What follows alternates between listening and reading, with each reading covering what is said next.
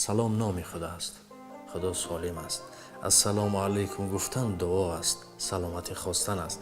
با این خاطر شنونده‌های عزیز، شما و نزدیکان شما را خدا در پناهش نگاه دارد و از جمله شما نیز مهمانی عزیز به برنامه خوش آمدید. علیکم السلام. سلامت و سربلند باشید. سپاس زیاد. راستی به دیدن شما در چهرهتان یک نور است. انسان یک تبش بولیده می شود و اونان یک چراغ، یک لامپوچکه. خدا حفظتان کند. عزت بدید. نگاه شما که خوب است، شما خوب میبینید. زنده باشید. سربلند موفق باشید.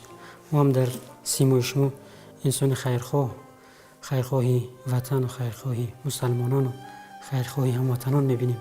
من شما رو نقطه گفتم، شما تعریف زیاد کردید. صورتی زیبا نمی آید بکار، حرفی از معنی اگر داری بیار. خدا بکند که صورت یک زبان از معنی داخله. بله.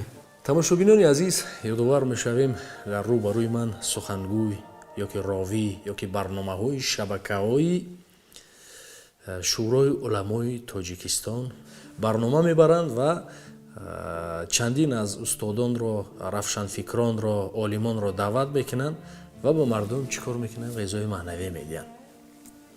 سلامت باشید. خود یوزر در یک جلسه بودم، نکم است، نمیدونم صدها مردم بود. اونجا یک مهمون از خارج اومده بود، سوال کرد، گفت تصور کنید که خدا بگاه یک ملائکه را روان میکند، پس از اون که خانه میروید یک ملائکه را روان میکند به نزد شما و شما چیکار کنید؟ نویسید. در همین طول 5 سال 10 سال از خدا چی میخواهید؟ چی میخواهید که خدا چیکار کند؟ اجابت کند. و هنگام صحبت گفت اگر که ملائکه بیاید نزد شما چی میگفتید؟ یک 50 نفر مردم راهگم زد، چون این به این معنا میخواست مردم فهماند که این مردم به مقصد زندگی نکنید. این مردم به اونی که به نقشه و یا عموما نمیدونن چگونه زندگی دارن، به همین چیز زندگی نکنید. گفت پیشکی باید شما آماده باشید، دانید از خدا چی میخواید. اکو از رفت اگر همون ملائکه رو برای شما روان میکردن، پس از خدا چی میخواستید تا خدا اجابتش کنه؟ بله. بعد از حمد و سپاس و صلوات بر پیامبر خدا صلی الله علیه و سلم، در حقیقت هدف بالاترین رو خداوند جل و علا خود در قرآن ذکر کردند و گفتند اعوذ بالله من الشیطان الرجیم و ما خلقت الجن والانس الا لیعبدون. ما انسان ها و جن ها رو نه آفریدیم مگر اینکه برای عبادت خویش. پس اولین هدف انسان و در عموم مسلمان بگیریم، باید رازیگی خداوند جل و علا، یعنی مسلمان باید هدفمند باشد، باید نقشه داشته باشد، باید مفید منفعتناک باشد برای خویش، برای خانوادهش، برای وطنش و عموم برای تمام مخلوقات. باید مسلمان هم هدفناک باشد و هم مفید منفعتناک. در حقیقت میبینیم انسان‌هایی را که زندگی میکنن تا اینکه بخورن، یعنی مال دارایی جمع میکنن و هدفشون تنها دنیا است، تنها جمع آوردن دنیا است. اما در حقیقت هدف اساسی این و جمع آوردن دنیا نیست. اگر در دین گوییم، از نگاه عرفان و از نگاه دین گوییم، یعنی ما زندگی میکنیم، ما میخوریم به خاطر که زندگی کنیم، به خاطر که عبادت کنیم، به خاطر که منفعتناک باشیم. یعنی مسلمان نباید به نقشه و هدف و به یگان هدفی بزرگ باشد. پس چی میخواستید؟ پس خب اگر از من سوال میشد، در حقیقت خواسته من همان خواسته بود که خداوند جل و علا در سوره بقره میگوید مؤمنان دعا میکنن ربنا آتنا فی الدنیا حسنه و فی الاخره حسنه. پروردگارا به ما نیکی های دنیا نصیب بگردون و نیکی های آخرت رو برای ما نصیب بگردون. پس این یکی از هدف های اساسی ما است و پیامبر خدا صلی الله علیه و سلم میگه خیرکم انفعکم للناس. ما برای همین راه کوشش میکنیم. برای کدام؟ میگه بهترین شما مردم انسان هایی هستند که منفعتشون به دیگران زیاد میرسد و کوشش میکنیم در این جاده که خدمتمون به مسلمانان و وطن و تمام در دین خدمتمون برسد. بسیار خوب ذکر کردید. یادم است که استاد گفت که اگر انسان همین تماشا بینو رو در نظر داریم. اگر که اینها درک کنن همین وی دنیا را که دو سوال از گفت برای چی آمده ایم و چی کار کنیم. ببینید برای چی آمده ایم به این دنیا و چی کار باید کنیم. تمام زندگیش رو میتونه به همین دو سوال سرجم کنه. چون اگر شرح دیم گفته های شما را بسیار مردم را میبینیم کار میکنن خانه نمیکنند مبلغ خارجا میروند این میکنن و وزنین ترینش چیکار میکنن پاره میگیرن جنایت و بالاخره از پس اینها چیکار میکنن دست به جنایت میزنن دیگر و دیگر میروند. اما مقصد اساسی رو اگر بدانن ببینیم کار کردن ما اگر بزرگا میخواستن کوه طلا میگشت. بله تکیه به دنیا گروس نمیگشتن. یعنی از این منشه میگیرد انسان همین کار کردن ما برای چی است؟ برای نمیریم تا لاغر نشویم قوه گیریم یعنی بخوریم کار کنیم صاحب مبلغ بشویم بخوریم و چی کار کنیم؟ عبادت کنیم. اگر این رو انسان ها درک کنن باور کنید 100% زندگیشون دیگر میشد. برای چی آمدیم و چی کار کنیم و کار کردن همین از شرط نیست خودمون رو قربان کنیم و دیگر یک برده نان به منت و به خاطر قوه گرفتن عبادت. اطراف عبادت خیلی طولانی است. حتی عادی ترین چیز معلمی که درس میدهد عبادت است. شاگردی که در اون درس اشتراک میکند عبادت است. حتی عادی ترین هر کاری که به بسم الله شد به خاطر خدا شد عبادت است. همون کار کردن ما هم خوردن ما هم به خاطر همین چی است عبادت است تا قوه گیریم. همین طریق زندگیشون دیگر میشه دست به جنایت نمیزنن این نمیکنن خیلی زندگی نفرای وزنین میشوند. بله شما قید کردید که یعنی معلمی که در دانشگاه یا در معارف درس میدهد یک فرزندی رو شاگردی رو دانشجویی رو در حقیقت او در عبادت است. دهقانی که در زمین است مهنت میکند او در عبادت است. مادری که این شهر رو یا بگیم تازه میکند از آلودگی ها او در عبادت است. و در عموم از همه ساده تر بگیم پیامبر خدا صلی الله علیه و سلم میگویند که این تبسم شما هم عبادت است. التبسم فی وجه اخیک صدقه. همین چهره کشیدن و تبسم و با اخلاق نیک نگاه کردن و ملاقات کردن با برادر مسلمانت این برای تو عبادت و اجر و پاداش دارد. این همه عبادت است. اگر انسان درک کند اگر انسان بفهمد که برای چی زندگی کرده است اگر میخواهیم که یک انسانی رو بخواهیم که هدف زندگی رو برای او پیش بیاریم میان جوانانی که هیچ هدف ندارن هیچ مقصدی ندارن هیچ مرامی ندارن نمیدونن از دنیا چی بخواهن از عمر چی بخواهن چی میخواهن اصلا در عموم. پس اگر بخواهیم که عمر برای انسان زیبا و با برکت و به این ارزش این نعمت برسد باید انسان سالم به قبرستان برود که هزارها و میلیونها انسان ها زیر خاکند و آرزوی نیکی کردن دارند آرزوی عبادت دارند اما فرصت از آنها تمام شده است. اما این فرصت رو ما داریم. انسانی که سالم است باید به بیمارخانه به عیادت یک برادرش خواهرش دوستش خویشش در عموم باید برود تو این که تقوا ایمان و پرهیزگاری و هدف زندگی رو از خود کند بفهمد که برای چی زندگی کرده شده است به شکر این نعمت برسد. و باید به یتیم خانه ها برویم که به قدر خانواده پدر و مادر همسر فرزندان باید برسیم. این همه سبب میشن که انسان به مقصد اساسی میرسد. اگر انسان بگویند که فردا تو وقت تمام میشود مثال میگویند تو فردا چیکار میکنند آیا از پشت تجارت میرود از پشت مال دنیا میرود؟ نه.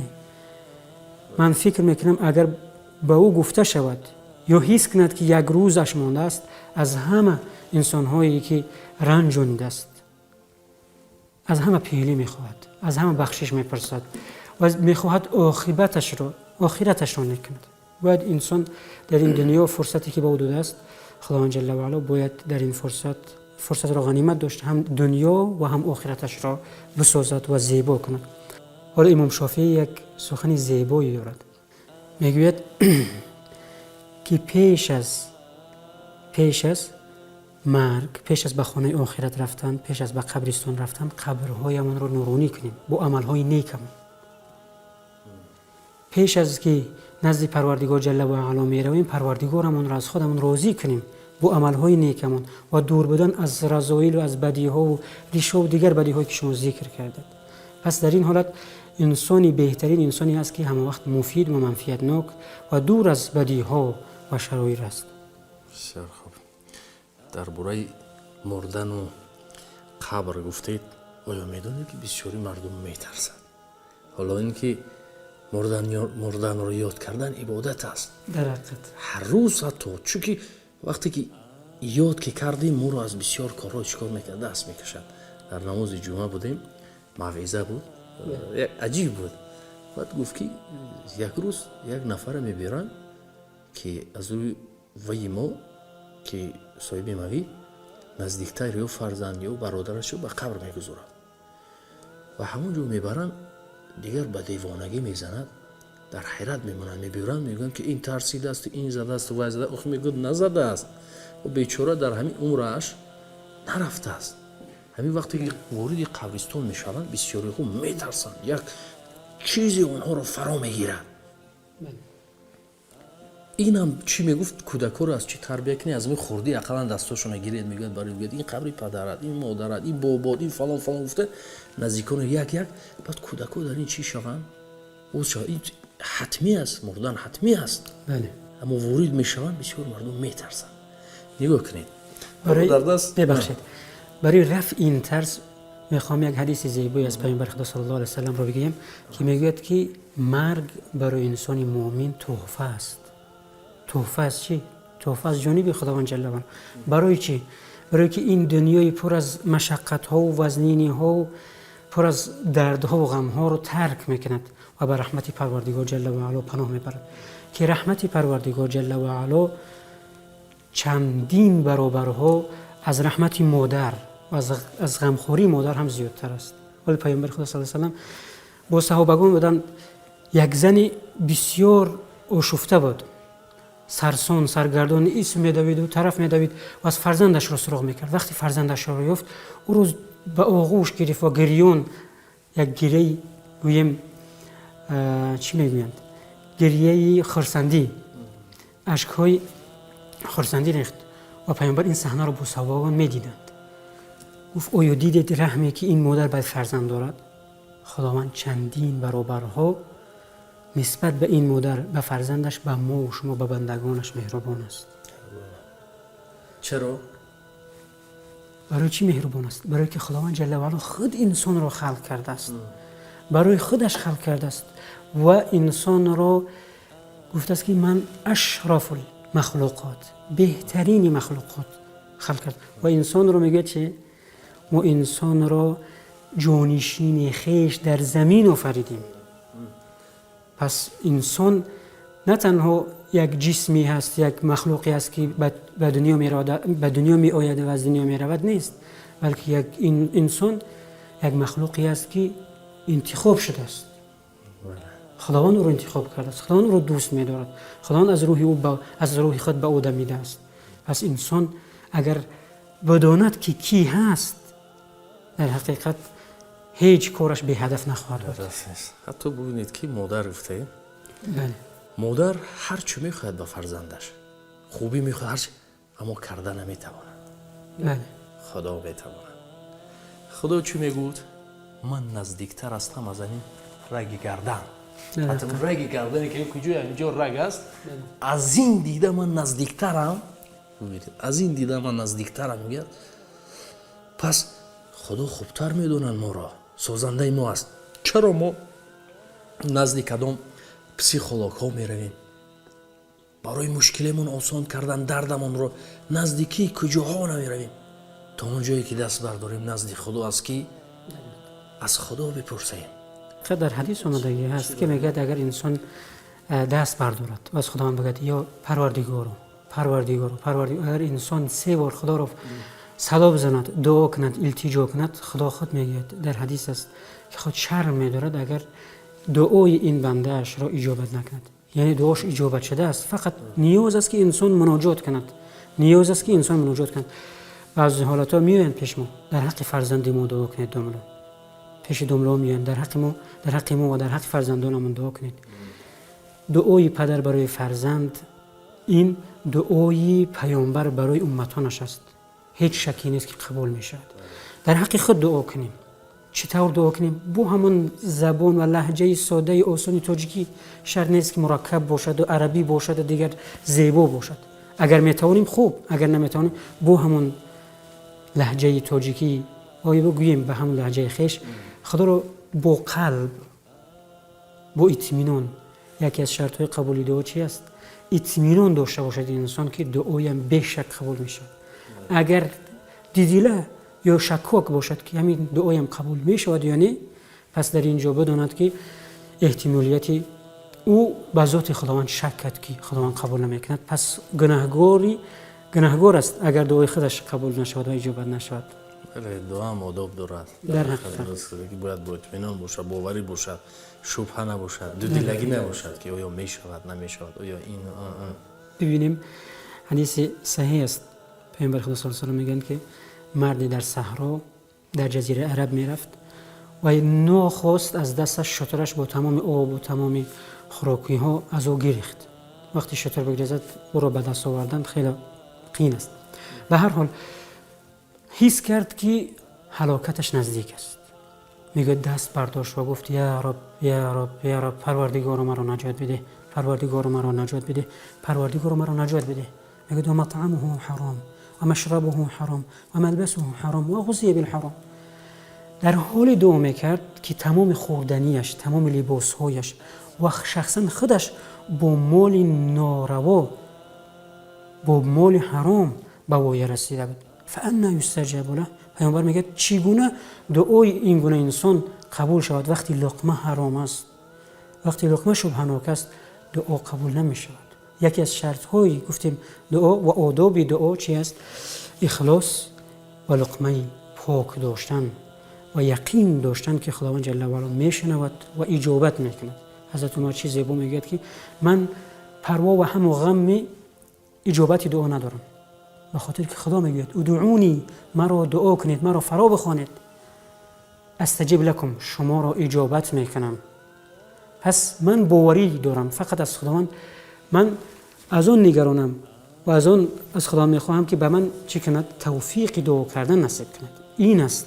وقتی توفیق دعا کردن نصیب شد حتما برای تو اگر به خیرت باشد خداوند نصیبت میکند، اگر شاید همون چیزی که تو طلب میکنی به ضررت باشد، عین حال 10 سال بعد 5 سال بعد باید صبر داشته باشی. اگر در این دنیا برای تو نداد پس بدون که به خیرت نبود. و در آخرت وقتی انسان مقام ها و جنت ها را میبیند میگه این در عوض چیست؟ میگن در همون عوض همون دعاهایت که در دنیا برای تو ندادیم آن را در قیامت برای تو بازگردانیدیم، در جنت برای تو بازگردانیدیم. پس در همون جنت چی میکند؟ آرزو میکند ای پروردگار کاش هیچ دعایی من رو در دنیا قبول نمیکردی که امروز در مقام های بلندی از جنت به من نصیب میگشت. چرا شما هم ساعتی دست چپ زدید؟ چرا؟ بسیاری شنیدم میگن دست چپ مردها میزنن، دست راست زنها. که در اصل من خود یوزیر یک برنامه دیدم که گفت که خوب میشود اگر ساعت دست رو و چندین نفر رو مثال آورد، 10 نفرای دنیوی. چرا که شما میدونید چرا؟ لیکن شنونده ها رو هم آگاه باید کنیم که یگان ضروریت ندارد، یعنی که مهم نیست که حتما باید دست چپ، اما طریق مسلمانیش خوب میشود دست راست. درست میگید. در حقیقت ما زندگی نامه پیامبر خدا صلی الله علیه و سلم رو میخونیم. خب در اون حالت ساعت‌های دستی نبود پیش از همه. به هر حال پیامبر خدا صلی الله علیه و سلم انگشت داشت، انگشترین داشت، انگشترینش در دست راست بود، اما با بعضی روایت ها در دست چپ هم پیامبر صلی الله علیه و سلم انگشترینشون را میانداختند. پس از اینجا ما میفهمیم و در هیچ جای نه است که در دست چپ دوختنی انگشترین یا دوختنی ساعت منع شده باشد. این چنین نیست.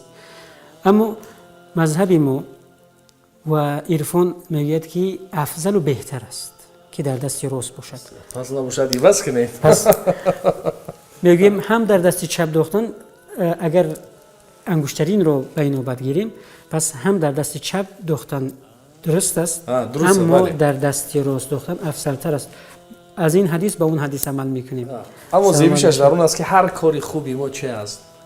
طریق دستی راست هست. با دستی راست هست خوب، زیبیشش با دستی راست هست. بسیار خوب. سلام باشید. وقتی که مردم رو میبینیم، همین وقت خودش یک نعمت است. نعمت ها زیاد است. نعمتی هست که حتی یک ثانیه گذشته، یک دقیقه گذشته رو میلیون ها صرفه کنن، تمام علماها جمعشن چیکار میکنن؟ برگردانده نمیتونن. یعنی قصد وقتی گذشته تمام. وقتی میبینیم شون وقتشون رو بیهوده میگذرونند، راستی دل من بسیار میسوزه، خصوصا سوداگرا یا آدمایی که در یک جای خدمت رسانی مینشینن. ما یک روز برنامه کردیم، از اونها پرسان شدیم ای برادر، ای خواهر، ای نفرانی که هم میشینید روزی دراز در مغازه وای، دو کار ما به شما توصیه میدیم. دو کار. پس میگفتن چیه؟ میگفتیم یا کتاب خوانید یا همین تسبیحکایی که همین خوردکک هست که دارم که جای کیسه هم خوردکک دست خیلی تسبیح گردونید، ذکر کنید. دو کار بهترین است که وقت شما رو یا تسبیح گردونید یا کتاب خونید. پر کتاب های بهترین کتاب ها است. از تسبیح هم چی بگم؟ من همین سبحان الله، خدا تو پاکی، خدا تو پاکی، خدا تو پاکی، الحمدلله، خدا را شکر، خدا را شکر. چقدر ویشان خوب می شود. اطراف همین چی گفتنی داره که تو مردم بی پروانش. ما یکی را مثال آوردیم اما خیلی زیاد هستن که ما دو ویش بیان کردیم. ما میبینیم متاسفانه مخصوصا جوانان در روز در شبکه‌های اجتماعی در کارهای بیهوده ساعت‌ها و عمر خود را تلف میکنند و برهم میدهند. یگانه نعمتی هست که وقتی دقیقه یا ثانیه از او رفت دیگر باز نمیگردد، این عمر است. صحتمندی بعضی حالت خداوند جل و علا به انسان بیماری میآورد، وزنینی میآورد، بعد از اون اگر خدا خواسته باشد باز شفا مییابد، باز صحتمند میشد. اما عمر انسان یک نعمتی است که هیچ وقت بر نمیگردد. برای همین سوگندهای زیادی در قرآن آمده است. خداوند سوگند میخورد، سوگند به چاشت، سوگند به شب، سوگند به عصر. مفسر میگه والعصر، یکی از سوره های کوتاه ترین قرآن. به نام خداوند بخشنده مهربان. والعصر، سوگند به عصر. مفسر میگن که عصر یعنی زمان، وقت و در عموم عمر انسان است. خداوند به عمر انسان سوگند یاد میکنه. ان الانسان لفی خسر. خدا میگه و درستی که همه انسان ها در زیانند. همه اینجا مگر دارد 4 گروه. این هشدار است که از این 4 گروه باشد. الا الذين آمنوا وعملوا الصالحات. همه انسان ها در زیانند مگر کسانی که ایمان آوردند و عمل صالح کردند.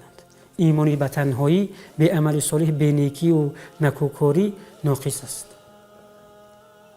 و تواصوا بالحق و تواصوا بالصبر. و یکدیگر را به حق و صبر توصیه دادن و راهنمایی کردن. این 4 گروه از مردم در چی هستند؟ خب در زیان نیستند.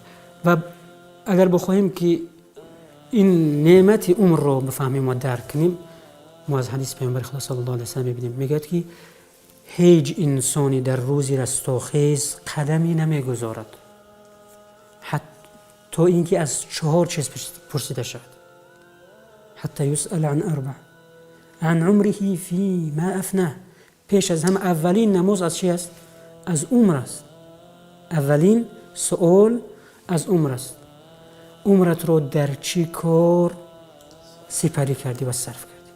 و دویم سوال و عن شبابه فیما ابلاه. جوانان شما مخصوص عمر جوانی رو دوباره سوال می شود. عمر از اول تا آخر یک بار سوال می شود و در اینجا این یک هشدار است که جوانان باید به قدر این عمر برسند، به قدر جوانی مخصوص برسند، به قدر این سلامتی و قوت و شهرت این نعمت های فراوان برسند. و از مال پرسیده می شود که از کجا به دست آورده است و به کجا چیکار کرده است؟ نفقه کرده است، بخشیده است، استفاده کرده است. و در اخیر از جسم انسان پرسیده می شود که با جسمش چیکار کرده است. پس انسان کامیاب و موفق می شود که نقشه دارد. نقشه روزانه دارد، نقشه هفتگینه دارد، نقشه ماهانه دارد و نقشه سالانه دارد. در اون نقشش عبادتش، در اون نقشش نیکی هایش، در اون نقشش خب خیرخواهی هایش، علمش، مهارتش، این همه عبادت است و باید هر مسلمانی در زندگیش هدف و نقشه داشته باشد. با اون نقشش عمل کند و باید کامیاب و موفق می شود ان شاء الله. خدا خواهد. барои падару модарое ки нисбати фарзандони худ бепарво ҳастанд, шояд масъулияташонро ҳис намекунанд, серкор ҳастанд, бисёр ҳастанд ин гуна. бубинем бисёр кӯдакон ҳол компютербозӣ ҳоло сахт оиди ҳамин чиз рафта истодааст ки ва ба чанд ҷиноятҳои вазнин ҳам оварда расонид. бозиҳои компютери шаби нисфи шаб меравед, пур аст, ҷавонони мактабхона пур аст. аку кӯдаконро мо насиҳат намекунем, чунки душвортар аст. мо ба падару модари онҳо чӣ гуфтанӣ дорем ки то ки онҳо ин чизро лаҷоми фарзандони худро доранд, то ки огаҳ шавад пеши падару модар намегӯяд нисфи шаб шуд бачаи ман дар куҷост, куҷо мегардад ва муҳим бо кӣ мегардад. بله. در حقیقت فرزند برای انسان این عطای پروردگار است، این نعمتی بزرگ است، اما در برابر این نعمت بدن در حقیقت فرزند برای انسان امانت است. تربیه او، خوردن او، اخلاق او همه اون پرسیده می شود. پیامبر خدا صلی الله علیه و سلم میگوید که کلکم راع و کلکم مسئول عن رعیته. همه شما مسئول زیر دستانتون هستید، مسئول فرزندانتون، خواهرانتون، دخترانتون، خانه‌تون، همسایه‌تون، وطنتون و در عموم مسئولیت‌های زیاد دارید. پس مسلمان باید مسئولیت شناس باشد، مخصوصاً پدر. بسیار دردناک است، اما در بعضی خانه‌ها پدر وجود دارد اما نفوذ ندارد. پدر نام دارد اما خب گوییم که هیچ مقام ندارد. پدر مسئولیت خودش رو فراموش کرده است. در بعضی از خانه‌ها فکر میکند که فقط تامین کردن خوراکواری و مال دیگر مسئولیتی است. فکر میکند که تربیه فرزند چی است؟ در عهده او نیست. ҳатто пеши падарҳо бахшиш нигоҳ кунед, аз фарзандони худ метарсанд. чӣ гуна метарсанд? дуюм, ҳатто баъзе падарҳо назди фарзандони худ забонкӯтаҳ ҳастанд.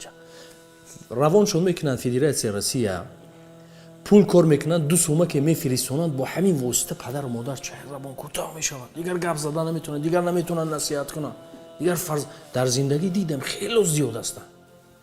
بله.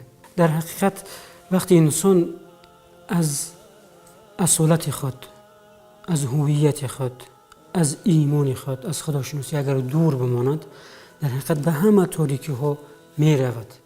پدر باید ستون خاندان باشد. اگر این ستون پایدار باشد، مستحکم باشد، خانه همه پایدار می ماند. اگر این ستون بشکند، دیوارها دیر یا زود فرو می روند، فرو می پاشند. پس ببینیم پدر باید مسئولیت خودش را بداند. مسئولیت اولینی پدر چی است؟ باید برای فرزند مادر خوب انتخاب کند. باید نامی نیکی برای فرزندش بگذارد. باید فرزندش را ملت و دینش را بآموزاند. اخلاق بآموزاند، تربیه نیک دهد، اخلاق حمیده بآموزاند. یعنی فرزندش را در راه راست راهنمایی کند، کمک کند. در این جاده باید موفق کامیاب می شود. پس ببینیم وقتی مسئولیت گریزی میکنند، یک شخصی نزد پیامبر خدا صلی الله علیه و سلم آمد و گفت که پدری من مال مرا میگیرد. پدری من مال مرا میگیرد. پس پیامبر در حیرت ماند، گفت پدرت را صدا کن. وقتی پدرش را آورد شنید که چی شده است. گفت من این فرزند را با تمام مهنت و زحمت و چقدر عذاب‌ها به وی رساندم. حالا که یک مردی جوان و یک مردی توانمند و میتواند که برای خود یک مزدی بیارد، به خانه مزدی بیارد، پس برای مال خود چی میکند؟ تنگدلی میکند. پیامبر خدا صلی الله علیه و سلم میگه چنان رویش سرخ شد، چنان غضب‌آلود شد و گفت که چه؟ درود بر پیامبر خدا فرمود انت و مالک لابیک، ای فرزند تو خودت و تمام داراییت از پدرت هستی. باید پدر جایگاه خود را گم نکند. در کدام حالت گم کردن نمیتواند؟ در حالت که فرزند را تربیت کند. حالا میبینیم فرزند وقتی خرد است پیشش میآید یک سوالی از مکتب است، یک سوالی اخلاقی است، یک چیزی را نمیداند، میپرسد، این وقت ندارد، وقت نمییابد، وقت جدا نمیکند برای فرزند خویش که او را در راه راست، در راه معرفت و فرهنگ دین چیکار کند؟ تربیت کند. وقتی که وقتی خود را برای فرزندان جدا نمیکند، بدیهی است که وقتی فرزند به وایه رسید دیگر او را گوش نمیکند، او را احترام نمیکند. پس باید پدران همه وقت احتیاط باشند. پیش از همه باید از فرزندشان بپرسند، بدانند که با کی دوست است. دوست این انسانی است که انسان رو کامیاب در این دنیا و سعادتمند در آخرت میکند یا بدبخت و شرمسار در این دنیا و آخرت میکند. در حقیقت وقتی ما قرآن رو میبینیم، خداوند جل و علا وقتی در سوره مدثر در موضوع انسان و دوستی خوب صحبت میکند، در موضوع قیامت صحبت میکند، میبینیم یک انسانی دو دوست، یکیش صالح و نکوکار است داخل جنت است و دیگری با گناه و گناه‌های زیاد باید سزاواری چی است؟ عذاب است و در مشقت و در آتش جهنم است. پس وقتی انسان صالح بعد از خانواده‌اش، پدر و مادر دیگر، وقتی دوستش رو میپرسد و سراغ میکند و نمییابد، میگویند که دوستی تو باید سالهای زیاد در عذاب باشد تا اینکه پاک شود و جنت جای پاکان است. میگه پروردگارو من از تو دوستم رو میخواهم، دوستم رو نجات بده. وقتی ملائکه ها این دوستی خدا را از راه آتش جهنم برمیگردانند، اهل دوزخ همه میبینند، جهنمیان همه میبینند، میگویند این رو کی شفاعت کرد؟ چی سبب شد که این انسان باید سالهای زیاد و طولانی باید میماند از اینجا نجات یافت؟ ما لنا من شافعین. وقتی میگن دوستی صالحش شفاعت کرد نزد خداوند، میگن ما لنا من شافعین با صدای بلند، نیست کسی که ما را شفاعت کند. میگه ولا صدیق هم، یک دوستی صمیمی که در این روز وزنینی دستی ما رو بگیرد. در حقیقت دوستی صمیمی و دوستی صادق و دوستی صالح انسان و آینه‌وار است. بدی انسان رو، بدی دوستش رو در تنهایی میگوید و او رو اصلاح میکند. اما دوستی که خود را به دوست وانمود میکند اما دشمن است، خطا رو میبیند، گناه رو میبیند، غیبت رو میبیند، بدی رو میبیند که در باطلاق گناه ها فرو رفته ایستاده است و امروز و فردا هلاک میشود، نصیحتش نمیکند، خطایش را نمیگوید، او رو باز در همان بدی ها تیله میدهد. و میبینیم یکی از پشیمانی های اهل دوزخ چی است؟ آنها میگویند یا ویلتا لیتنی لم اتخذ فلانا خلیلا. ای کاش و صد افسوس پروردگار، ای کاش که ما این انسان را دوست نمی گرفتیم که به سبب همین دوستی ناباب امروز در آتش جهنم قرار داریم. پس از فرزندانتون باید همیشه احتیاط کنید که دوستان خوب داشته باشیم، آنها رو از انسانهای بد دور کنیم و خود دوستان نیک داشته باشیم و دوستای نیک انتخاب کنیم. بزرگ میگه تینتی کش تینتان از تینتان کج می شود. همچون کفش مثال میورد، همچون لباسی که یک سال ببر میکنیم، چقدر مغازینا جستجو میکنیم تا که خوب و بهترینشه. در دوست هم چنین است. وقتی من همین قصه رو شنیدم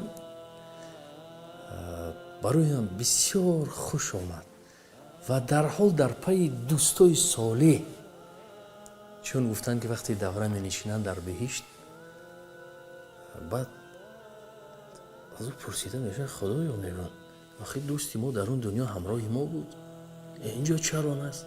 آنچنانی که شما گفتید مفصل گفتید کوتاهش که یک دوست سبب می شود که ما را چی؟ از جهنم برداشته بشه. یک دوست. اما امروز متاسفانه دوستای خوش آمدگو زیاد داریم که خوش آمد میگن دروغ و راست. با کمی اگر خدا نکند که دولتدار باشید، پولدار باشید، تا اطرافتان همه دیگر چیکار میکنن؟ شما را کشال به این سمت میکنن. دوستای صالح، من جوان هستم، شما جوان هستید، داخلی جوانان هستیم، خوب میدونید دوستای صالح همه وقت پسی پرده. ای همین حال بو میبید با نصیحت شما میگه ای همین با باور کنید. اما ما در اینجا میگیم که مردم چشمانتان را باز کنید، اطرافتان را دوستانی خوب گیرید تا آنها سبب شوند که شما را نیز کشال کرده بگیرن. حتی یک ویسکو میگه تو بگوی که دوستت کی هست، من میگم تو کی هستی. صدها دیگر مقاله و چیزا هست. درقت. تشکر زیاد حضرت که وقتی خود رو دریغ نداشتید. در این لحظه ها با ما بودید. در این لحظه هایی که یک اجابت دعا است، لحظه هایی که همه درها بسته هستند، شیاطین بسته است،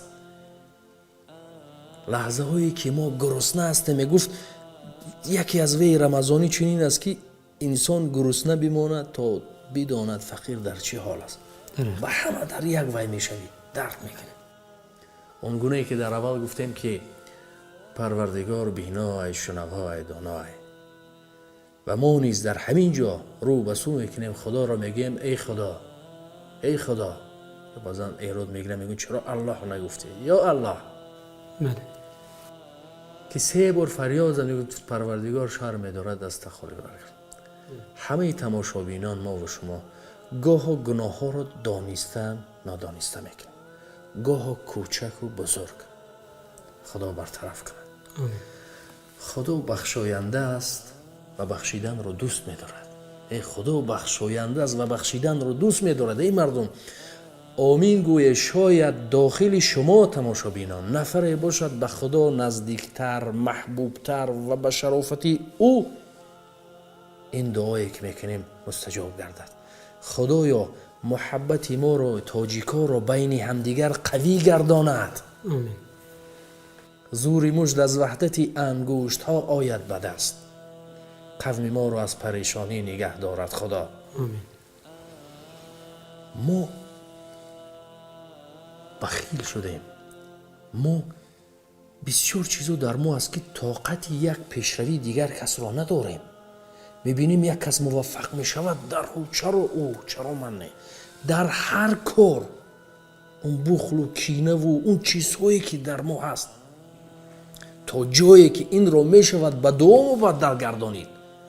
اون چیزی که خدا دوستش نمیدارد با جای او گوید که خدایا برای او دادی، برای من هم ده. این میشد به دعا مبدل. برای او کردی، برای من هم کن. این دعا میشد نزد خدا که خداوند این خطایی ها رو اصلاح کنه.